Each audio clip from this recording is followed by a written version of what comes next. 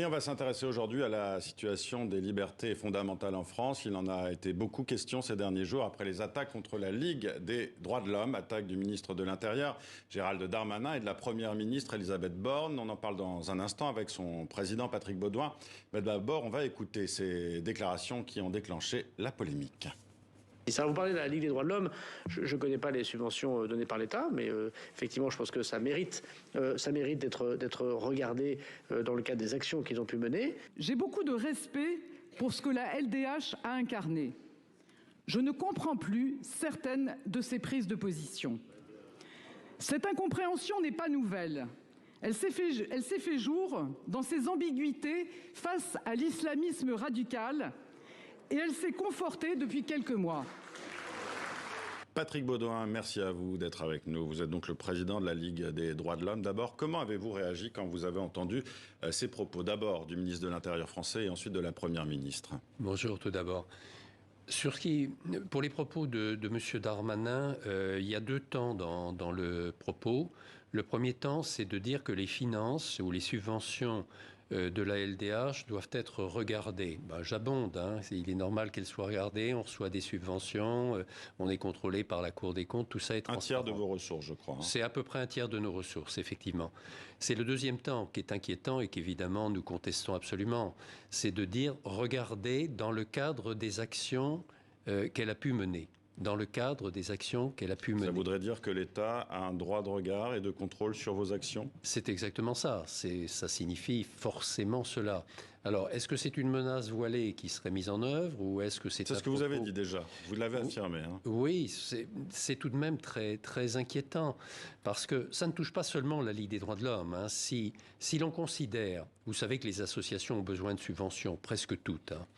Donc, si l'on considère que les subventions de l'État ou des collectivités territoriales, qui d'ailleurs ne dépendent pas forcément de l'État, il s'est un peu avancé en mêlant les deux, M. Darmanin. Mais si l'on considère que les subventions doivent dépendre de l'action des associations, on n'est plus dans un régime de liberté associative. La liberté associative, c'est la liberté évidemment pour l'association, qui généralement est un contre-pouvoir, parce que c'est ça le propre des associations. Donc c'est vrai qu'on a toujours été à critiquer les pouvoirs lorsqu'il y a des atteintes ou des violations des droits de l'homme. Donc ça pose quand même un vrai et grave problème. Patrick Beaudouin, que vous reproche précisément la Première ministre et le ministre de l'Intérieur? Elisabeth Borne vous accuse d'ambiguïté face à l'islamisme radical. C'est votre prise de position de la LDH sur la défense des droits de Hassan Iquioussen, cet imam radical du nord de la France, qui provoque ces accusations? Alors, je crois qu'il y a deux sujets principaux. Il y a ce reproche d'ambiguïté vis-à-vis de l'islamisme radical qui, là, me révolte. Je le dis vraiment, me révolte.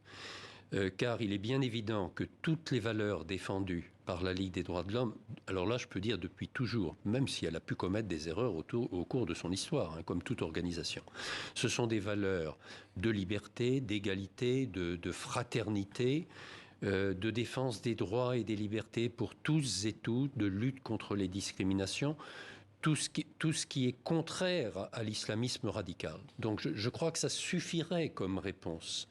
Alors après, pourquoi nous fait-on ce procès que je considère d'intention très largement? Parce que c'est vrai que comme nous défendons les droits pour tous et toutes, nous défendons par exemple le droit des terroristes d'être jugés équitablement. C'est pas très populaire, ça j'en conviens. Ça ne veut pas dire que vous cautionnez. Mais ça veut pas dire voilà. De la même manière, en ce qui concerne les détenus aussi, on défend les droits des détenus. Ça ne veut pas dire qu'on est pour les délits ou les crimes. Vous défendez l'état de droit, en fait. Et on défend absolument l'état de droit. Alors, sur l'islam, on va prendre l'exemple que vous avez à juste titre évoqué, parce que c'est vrai que ça avait beaucoup fâché le ministre de l'Intérieur, M. Darmanin, qui est l'affaire de l'imam Iquioussen. Alors, essayons de caler les choses sans polémiquer toujours. L'imam Iquioussen est quelqu'un qui vivait en France depuis toujours, qui avait toute sa famille en France, qui n'avait jamais fait l'objet de condamnation pénale.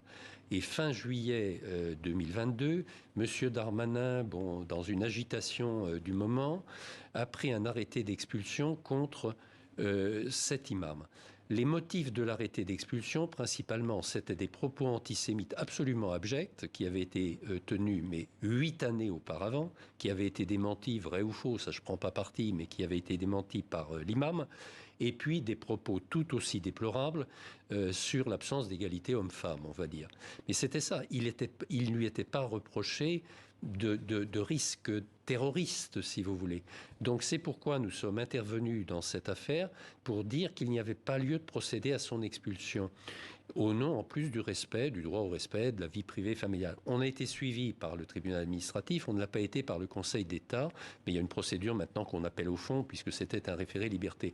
Je ne crois pas qu'il y ait lieu là de nous dire que pour autant nous serions pour l'islamisme radical. La LDH à Sainte-Soline a aussi été accusée de diffuser de fausses nouvelles. On a entendu la Première ministre à ce propos en assurant que les secours n'avaient pas eu l'autorisation de secourir des blessés. Qu'est-ce que vous répondez, vous, à ces accusations ? Alors, c'est le deuxième point, je crois, et c'est le vrai point d'achoppement qui a enclenché ces réactions violentes et je pense inadmissibles pour un pays démocratique qui devrait être respectueux des libertés.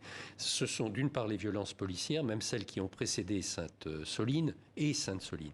Alors, les violences policières qui ont précédé dans les manifestations, la Ligue des droits de l'homme, mais pas toute seule, avec la Défenseur des droits, la Commission nationale consultative des droits de l'homme, beaucoup d'autres organisations, le Haut-Commissaire des droits de l'homme, au Conseil de l'Europe, tout un regard international.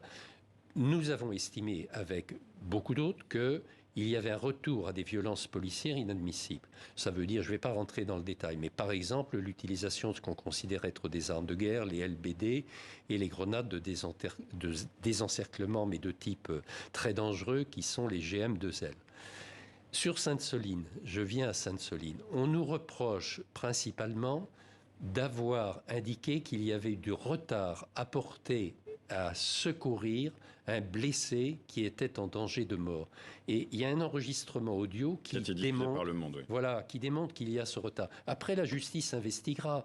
On documente et puis on n'est pas procureur, hein, je le dis tout de suite. Patrick Beaudoin, on arrive déjà à la fin de cet entretien. Comment vous jugez aujourd'hui la situation sur l'état des libertés fondamentales en France ? Le Défenseur des droits, institution indépendante de l'État, s'inquiète d'une intensification des risques d'atteinte à la liberté d'association. Je pense que c'est une réalité. Et les propos de M.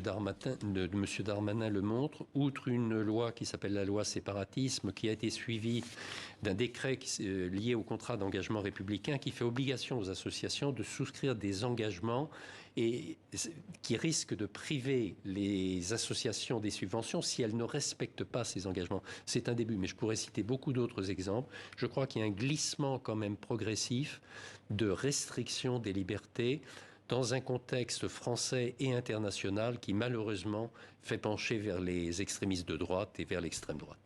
Merci à vous Patrick Beaudoin d'avoir été avec nous sur le plateau de TV5 Monde.